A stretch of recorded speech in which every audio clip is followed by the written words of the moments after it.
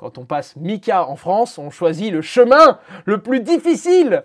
Donc autant le faire avec quelques pièces au début et perdre quelques dizaines ou quelques centaines d'euros plutôt que de risquer le capital que tu es prêt à investir. Par contre, sur les trucs risqués, je rentre en espérant faire entre x3 et x5, tu vois. PIF qui est un oracle, ils ont prévu d'en avoir 10 000 pour l'année prochaine et 50 000 d'ici 2027. Donc une croissance qui est assez dingue sur les 2 prochaines années.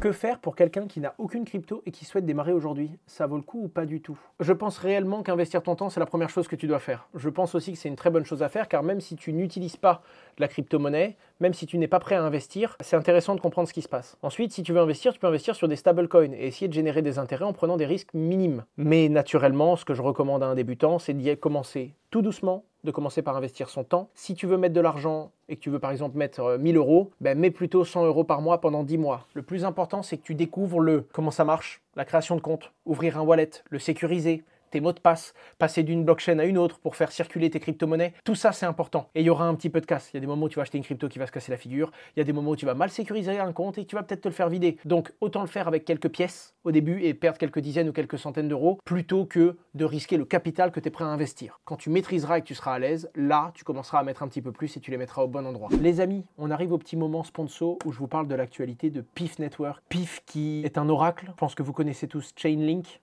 Globalement, je pense qu'on peut le dire, ça fait partie du deuxième plus gros oracle crypto. Et un oracle, ça permet d'accéder à de la donnée partout. C'est-à-dire que quand vous êtes on-chain, vous avez besoin, notamment, je vous donne une bêtise, pour les RWA, vous créez des tokens qui représentent le prix d'une action en bourse.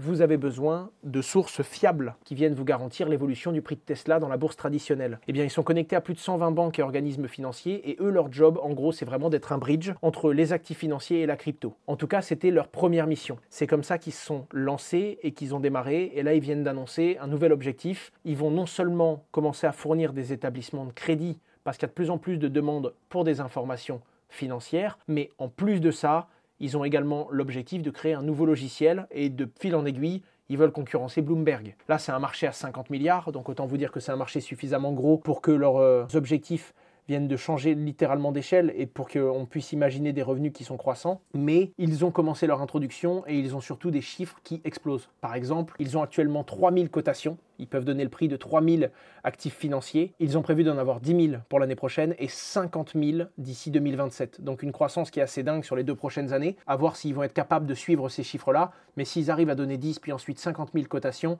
ils vont vraiment être capables de servir tout le monde. Ils servent par exemple Revolut.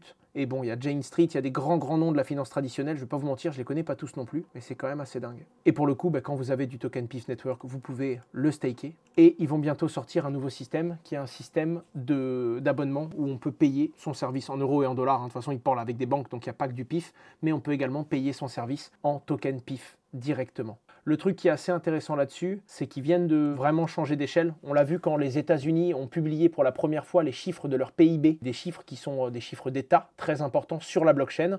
Ils l'ont fait en partenariat avec quelques gros comme Kraken, Coinbase et PIF Network. C'est eux qui ont poussé la donnée on-chain et c'est eux qui ont publié les chiffres du PIB sur la blockchain aux côtés du gouvernement américain. Donc c'est tout le temps des petites choses. D'ailleurs, quand ça a été annoncé, ça a tout de suite été surinterprété sur le cours. Regardez ça. Le cours était passé de 10 centimes de dollars à... Il a eu une pointe à 24. Aujourd'hui, il est à 16. En attendant, sur le pari des oracles, comme ils sont relativement bas, et qui vont annoncer beaucoup de choses visiblement vu ce qu'ils ont dans le pipeline. PIF Network fait partie des quelques cryptos intéressantes que je pense il est intéressant de garder à l'œil. Moi j'en ai un petit bag, ça fait partie de mon bag d'altcoin, donc c'est évidemment des coins qui sont plus risqués. Je vous rappelle que ceci n'est pas un conseil d'investissement et qu'investir comporte des risques de perte partielle ou totale du capital et que ces petits coins, j'appelle petits coins dans le sens où c'est pas top 20, faut vraiment être prêt à risquer du capital, il faut être capable de perdre son argent, sinon autant vous dire que vous ne devez pas aller sur ce genre de token, ils sont trop jeunes et trop volatiles, mais en attendant, ça fait partie d'une petite ligne que j'ai. Vous avez également accès à la gouvernance pour voter sur le développement. D'ailleurs, les nouveaux revenus de PIF sont redistribués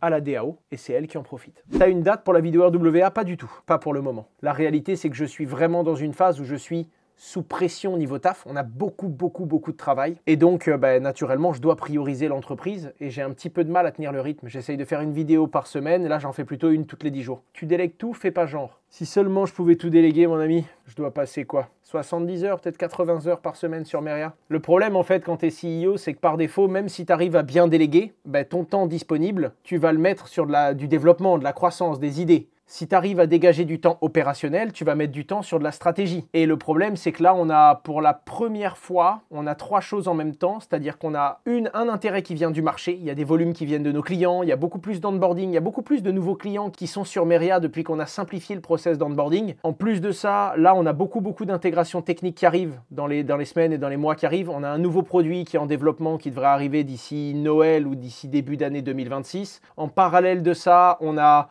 tout ce qui est connexion qui est en train d'être fait par Google, par Apple, tout ce qui est 2FA qui va être remplacé par tout ce qui est Passkey et donc Face ID, enfin toutes ces choses-là qui sont des petits outils de simplicité et d'ergonomie qui sont en train d'arriver. Et on a un gros boulot interne en parallèle qui est Mika. Ça va faire maintenant plusieurs mois qu'on échange avec le régulateur. J'aimerais bien dire on va l'obtenir, mais il faut jamais vendre la peau de l'ours avant de l'avoir tué. Mais en tout cas, ça fait plusieurs mois qu'on travaille sur la licence Mika et c'est un boulot, les amis, de titan. Vraiment, je vous jure, être enregistré PSAN, comme on l'a été à l'époque avec Just Mining, c'est honnêtement entre 5 à 10 fois moins cher, plus facile et plus rapide que d'obtenir Mika. Que d'obtenir Mika en passant en France. Parce que quand on passe à Malte ou quand on passe dans un autre pays, c'est pas le même bourbier. Quand on passe Mika en France, on choisit le chemin le plus difficile. On le fait quoi. Donc ouais, il y a un boulot énorme. Et en parallèle de tout ça, tu as une demande client. On est en train de staffer énormément. On augmente fortement nos dépenses. On est en train d'augmenter vraiment les ressources qu'on attribue à Meria. Et on a un pipe business qui est assez lourd. Donc c'est beaucoup de taf. Franchement, c'est beaucoup de taf.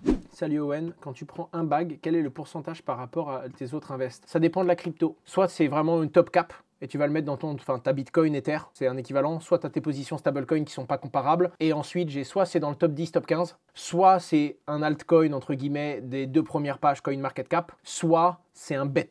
Donc vraiment un truc risqué. Et là, je mets jamais plus d'1%. Par contre, sur les trucs risqués, je rentre en espérant faire entre x3 et x5, tu vois. Tu rentres pas sur une crypto qui est top 5000 CoinMarketCap pour gagner 20%. C'est trop risqué. Mais ça dépend vraiment de l'actif, en fait. C'est ça que je veux dire. Salut Asher, tu penses que la poussée de Solana est due en ce moment? Pour moi, c'est la suite logique de la vidéo où je vous ai dit le Solana est à l'aube d'une hausse. Il va y avoir de la liquidité sale qui va arriver des ETF. Il y a des grosses levées, il y a des Solana trésorerie et compagnie. C'est la continuité. D'ailleurs, vous êtes plus d'une centaine de milliers à l'avoir vu. Attention, sachez que j'ai déjà vendu plus de 70% de ma position. Pas de ma position Solana, genre de mon bag. De la position que j'ai pris moyen court terme, quand j'ai fait cette vidéo, Solana devrait prendre de la valeur. Donc j'y crois toujours et j'en aurai toujours, parce que moi j'apporte de la liquidité sur Meteora et j'ai beaucoup d'activités sur cet écosystème. Mais le move court terme que je visais avec cette vidéo, j'ai déjà presque vendu mon bag. Parce que j'ai acheté à 150, il est à 247 $, je crois.